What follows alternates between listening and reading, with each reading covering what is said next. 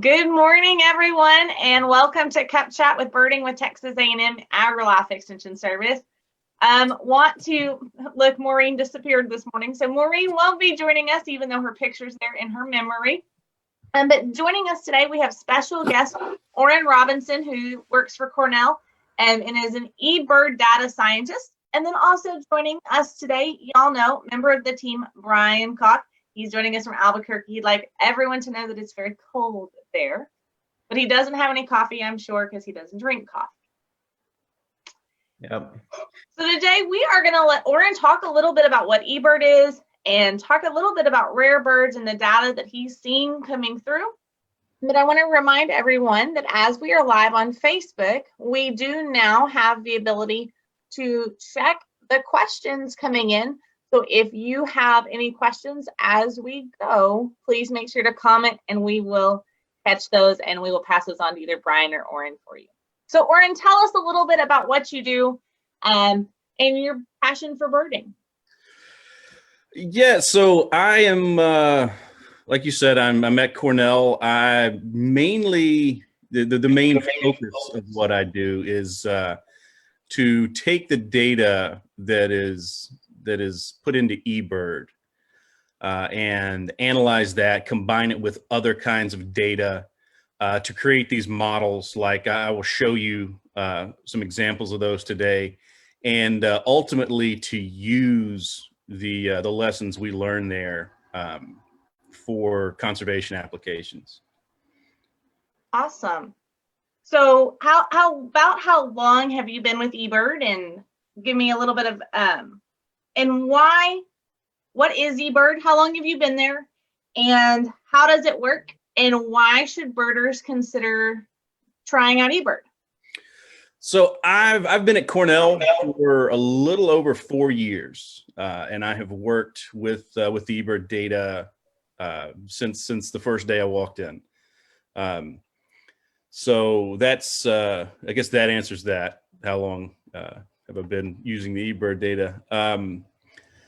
I can, if I may share my screen, I can give you an overview of eBird.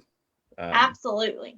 What it is, the kinds of how to use it, really. Let's see, and we can go from there. Let's see. All right, are you guys seeing the full screen? Yes, yeah, we are. Okay, you're not seeing a presenter view or anything weird like that? No, sir. All right. So yeah, this I like to show this figure. This is not a map of the world. This is a map of every data point put into eBird on a white background. So you can see how we have data from everywhere. That is super cool. Let's see. So eBird, what it does, it really tries to harness the interests of birders to identify and record all the birds that they find. It makes it really, really easy to work with your own data. So there's a mobile app that you can use while you're out in the field. There, you can input your sightings online, and I can walk you through that process real quick here. Well, and I want to pause you really quick because I'm going to share just one of my favorite things a little bit about eBird, and Brian can jump in when he wants, if he has any thoughts. But one thing that I've super enjoyed about using eBird is that it's connected to y'all's Merlin bird app.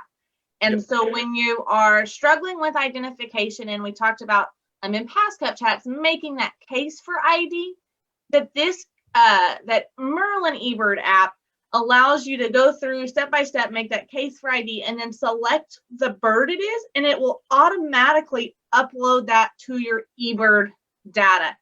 And I think that that's such a really cool feature as you look at eBird, and combining that with identification and another great app to make sure you have on your phone along with eBird.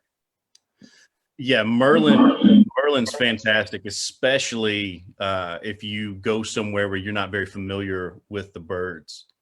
That's happened to me a couple of times over the last few years, where I'm pretty good with my birds here in the Northeast, but I go somewhere out west, California or Europe or somewhere like that. I have no idea on a lot of them.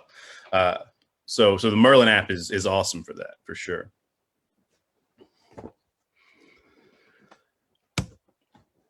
So eBird will ask you a few questions, and the interface we're looking at here is if you were to go online and enter your sightings online.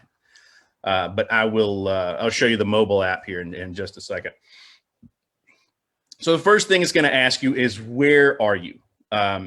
You can choose, previous location, enter a new one. You can choose a spot on a map. There are hotspots where you can see where you are on the map, and you may not have to, necessarily enter a place. Right? These are all the hot spots right around the lab here in Ithaca. So these date and effort, these effort fields are very important to people like me. They tell us the effort that you have put into birding. And if anyone has done any kind of modeling count or occupancy data or fisheries data or anything like that, that effort absolutely has to be accounted for. That helps us know how to account for the variation in effort among all the different people who are using eBird when we start using this data to model species distributions and things like that. So I've got a question for you, Orin, about date and effort. Something that I run into pretty often with new birders, beginner and intermediate birders even, which is mostly who we are targeting with birding with extension. And they go to use eBird and they see they have to enter all this information about their effort. And a lot of times I'll meet folks who just don't see really the value in that for themselves, or they just don't remember all that information. So is there a way that they could use eBird without putting in all this detail just for their own personal records? Yes. I would say the historical protocol or observation type, or you could use incidental, which is not entirely what you're talking about, but under the historical protocol, I don't think you absolutely have to put in any of this effort. Okay. If you can collect this effort, it is of great value to the people who are using the data for scientific purposes. Right. All right. Thanks. So, and I will also say that that's the side I'm coming from. I come at eBird from the side of someone who's analyzing the data rather than someone who's using it personally. And I do use it personally, but I can't turn off that. Here's how I'm supposed to do it to get the best data for us to use. Effort's incredibly important. Right. So if you can put that in there, it helps a lot, but you don't absolutely have to. And I would use, the historical or incidental observation type to do that. I will also say that the app, if you use the app on your phone while you're birding, it takes care of all of that for you. So you don't have to put that in yourself. You don't have to remember. It's hard to estimate how far you've walked, right? Because you almost never walk in a straight line. You're meandering around a trail or whatnot, and unless you know exactly how long that trail is or whatever, it's hard to know exactly how far you went. So a lot of this stuff is, it's tough to pin down and remember. So after the effort, we get into the fun stuff, right? Here's what you put in, what you saw, maybe what you heard. If you've got any audio or pictures you took, you can upload those there. And then another very important question: are you submitting a complete checklist of the birds you were able to identify? Answer. So this is one where absolutely answer honestly, first of all, but an answer of yes lets us assume that any birds you did not identify or that are not on your checklist were not present while you were birding. So again, from the analysis side, that's a very important thing to know, because the way the models work is, knowing where they're not is almost just as important as knowing where they are. So this is another important question that eBird will ask you before you submit. Now, if you are submitting under like the historical or incidental checklist, I don't think it'll ask you this. All right. So I know I've been talking about it, but here is the eBird app. I think at last time I looked anyway, it was available in 27 languages. Wow, it may be more than that. Amazing. They are they're constantly updating and upgrading the app, so it may be even more than that. But it's more of the same, right? It will ask you, where you are, what you saw, and then the effort. When you are ready to submit, that's when you will put in the effort. eBird now will take tracks, and if you start your checklist, when you start birding, it also keeps track of how long you were birding. So how far you went and how long you birded are taken care of for you by the app. And then you can, you get to review it before you go, oh, I forgot to add that chickadee that flew over or whatever. Or you can put in any comments, things like that. But it's basically, it's the exact same information.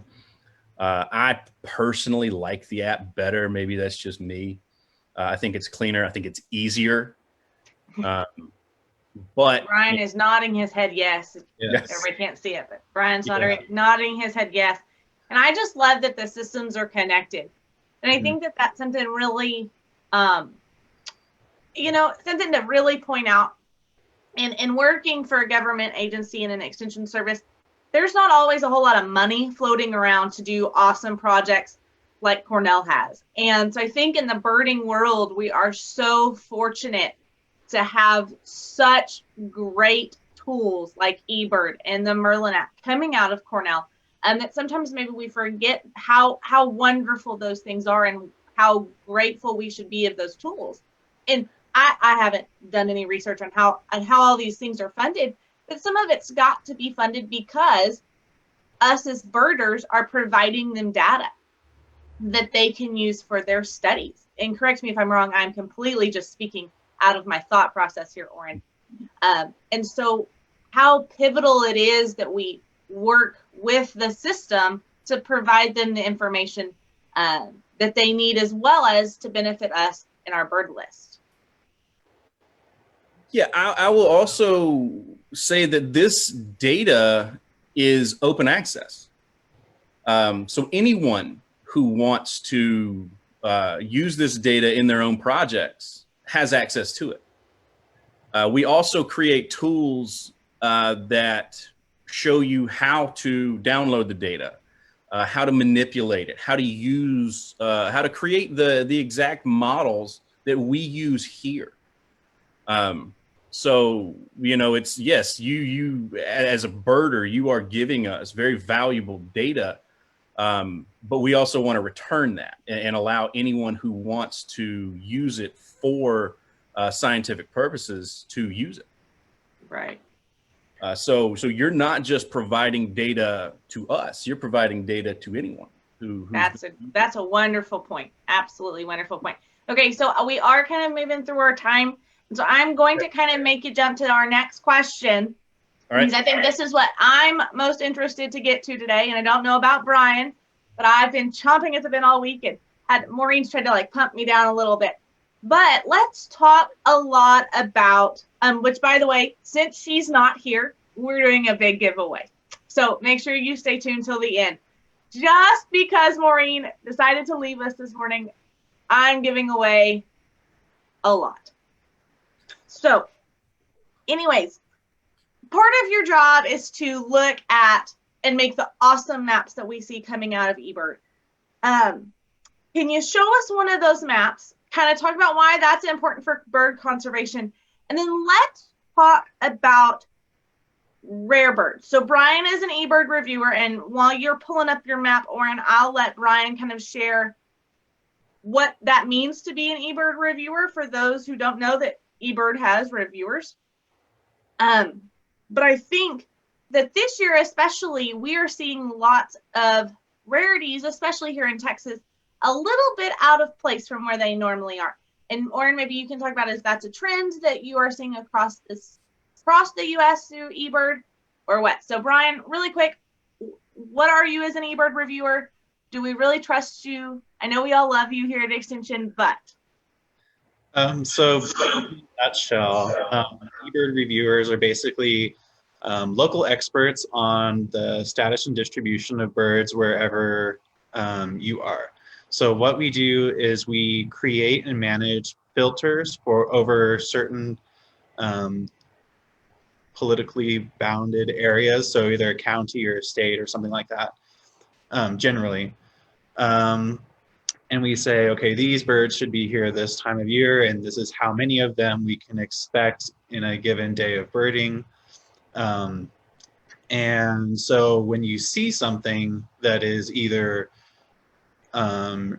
rare given the season, or you see a lot of something that's unusual to see in such numbers, what will happen is it will get filtered out by the filters that we create, and then the reviewers will look at your observation and either analyze what you've entered in the comments, or we will ask you for more comments or photos just to verify your observation, to make sure that all of the data going into eBird has been verified.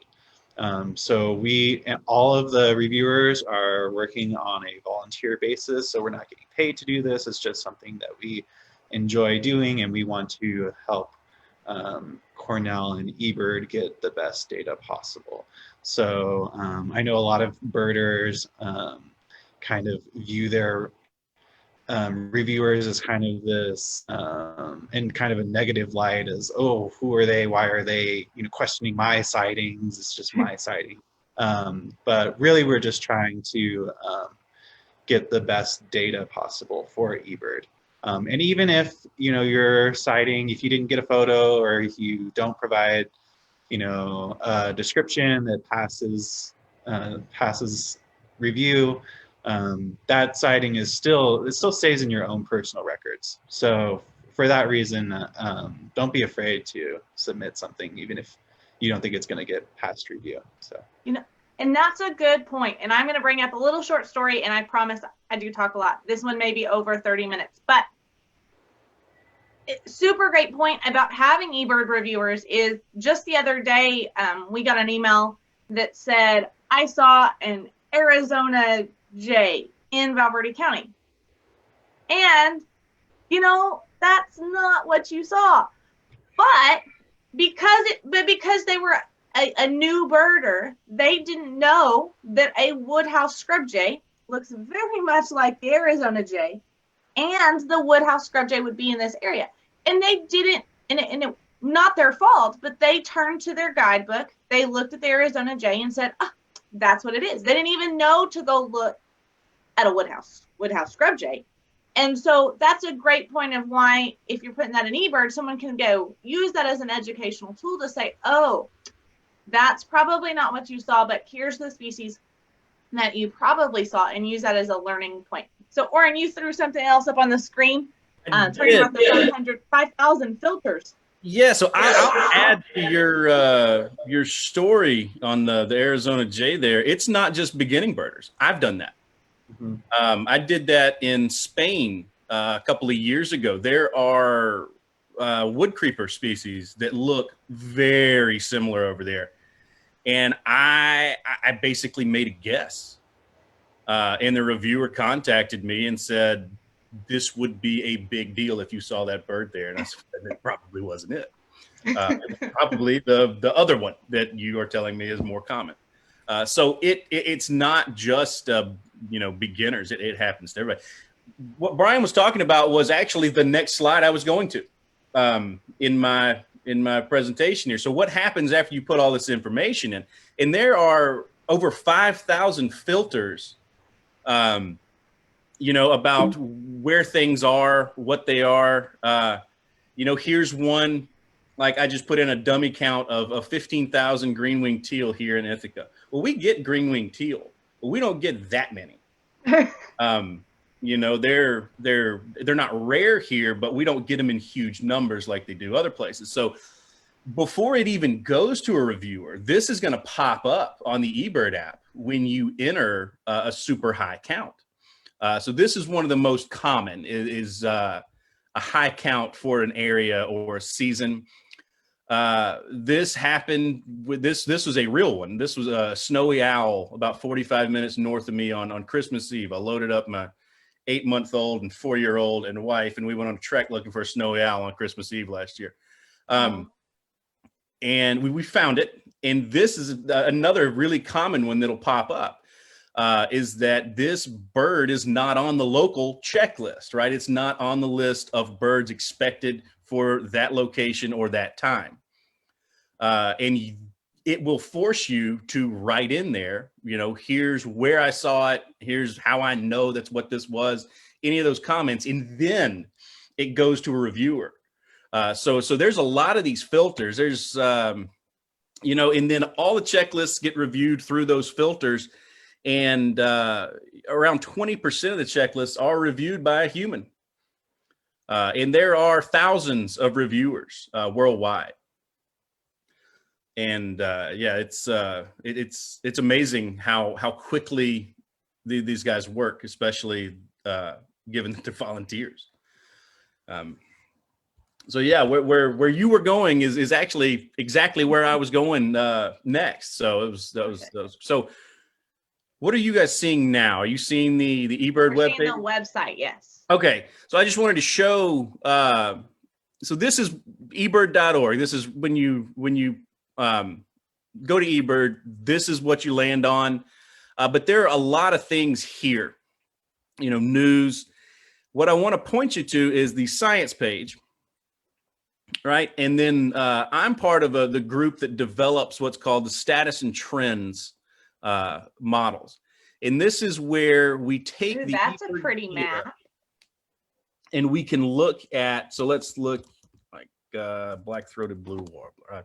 I just like that critter. Let's go there. So I love warblers. Orin, you didn't even know it. Warblers are my favorite. Brian's going to take me to the coast one day so I can see them all. That's the plan. So we can take the eBird data that is submitted, and we attach a lot of environmental covariates taken from NASA satellites, shoreline data, intertidal data, water data, all kinds of stuff. Combine that with the eBird checklists, and we can produce a distribution map for every week of the year. So here we can watch the black-throated blue warbler in the spring migrate to its breeding ground, be relatively stationary during the breeding period, and then come back in the fall. And this is the kind of things we can do with that eBird data. We have this currently for 610 species.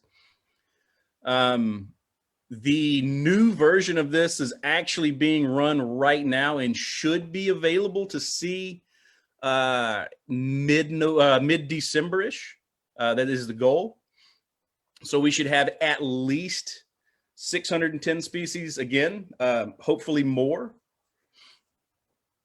It's not just these animation maps. So we can look at just static abundance maps. So this is the abundance during the winter, the abundance during the pre-breeding migration period,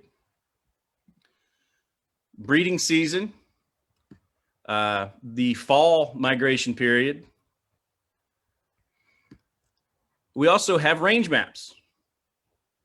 All right, so this is just the basic, field guide style range map. We even get those weird ones that show up out there out west. Wow. Every one of these is reviewed by species experts that have the final thumbs up, thumbs down on this. They have to pass through many, many statistical filters before they even get through to the species experts. We have, validated these with BBS data. I'm currently working with U.S. Fish and Wildlife on a project with bald eagles using this data to help them streamline the permitting process for incidental take for like wind farm development and things like that. And we use that to validate with their own aerial surveys and things like that. So this, the handful of validations we've done with all of this data has been, very, very good. But yeah, these are the kinds of things that we do with this eBird data. So we can create these maps. If we have time, there's, like I said, 610 species. If there's one of interest to you guys, we could look at. Brian, Also, you have one? all of this data is available for free as well. So there's an R package called eBird ST that walks you through how to download all the data from the Amazon Web Service where this is housed. So you can, if you had your own project, you can download all the data that we've used to create those maps and some other stuff. We can't show everything here in these visualizations, but there's a lot of extras that you get with that. And then you can cut it to your project site or whatever your interests are. So again, we make this data freely available. That's super cool. All right, Brian, you have a species that we should check out on the map? Is tropical Perula in there? Ooh. Don't know. See where you're going here. Cool. This is one of our very special birds that we see at some of our programs. Very cool. Yeah, if you see that in the spring migration, they come up into that little pocket of West Texas. That's Valverde County. So looking forward to seeing them this spring during our Birding the Border events, as well as in the summer during our Rio Diablo birding camp. Yeah, so actually, and Brian's being very modest because we are actually going to be featuring the tropical Perula this year at our Birding the Border program. And so it's going to be our feature bird out at Devils River State Natural Area. Participants have the opportunity to go out, spend the day at Devils River State Natural Area, and there will be an educational presentation out there about that tropical Perula. So let's talk a little, Orin, and really we've got to kind of shove the last little part into as quick as possible. But let's talk about the rare birds that we're seeing this year, because as far as I'm as knowledgeable about, is maybe we're seeing a little more than usual based upon something. Is that is that true on the data side? Is that what we're seeing? I honestly couldn't tell you. I think your local reviewer would be a much better person to ask than me on that.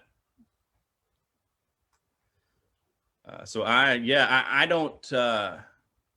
You can sign up for the rare bird alerts on eBird, and I follow the ones in New York, and then nationwide the super rare ones. In case somebody gets the itch, wants to travel. A really weird one. But I honestly, I haven't noticed the list being any longer here in New York. But again, that's just that there's no analysis or anything I've done to see that there are more rare birds this year than previous years. So yeah, that's a long-winded way of saying I really don't know. Well, Brian, you are our local eBird reviewer for for Kinney County. When we were out for Learn to Bird program here a couple of weeks ago, we kind of thought we saw a lot of birds that were on the westernmost, kind of pushing their range a little bit. Brian, is that kind of something that y'all have seen traditionally this year, a little bit more than usual? Yeah, for sure. A lot of Texas is experiencing an incursion of Western species, which is possibly due to the extensive wildfires that the West has been experiencing this year. So Texas is seeing things like pinion jays, large numbers of Williamson sapsuckers, lots of Cassin's finches. At Birding the Border in Valverde County, we had, I think, the 4th or 5th record of red-naped sapsucker for the county, which was unusual. We had probably 3 different black-throated gray warblers, which are rare enough just to see one. So a lot of Western species are pushing into Texas this year. And then on a grander scale, we're seeing a lot of winter finches pushing down, especially in the east. I know for sure evening grosbeaks are coming in record numbers this year. So it's just an interesting year to be out birding no matter where you are. Yeah, it seems like everybody around here except me is getting evening grosbeaks at the I had yet to get one. I did get pine siskins the other day, finally. Oh, nice. But yeah, I know folks around here are seeing a lot more evening grosbeaks and crossbills and things like that than normal.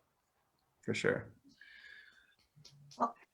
Well, that's wonderful. So let me ask you then this question. We'll go for a fun question, Orin. If you were to come to Texas, what bird would you want to see the most? Oh man. So I drove across Texas. So I'm from Mobile, Alabama, and several years ago we did a long road trip. We drove from Mobile out to San Diego and back, and I missed scissortail flycatcher in Texas, both directions, and then saw one on Dolphin Island when I got back to Alabama. So that's my Texas birding. Some of the Western warblers, I have not birded in the West very much. So that would be a goal for me in Texas. Yeah. Well, we definitely appreciate you coming. And as promised, since the boss is away, we'll do a big giveaway. Look at me, I'm rhyming.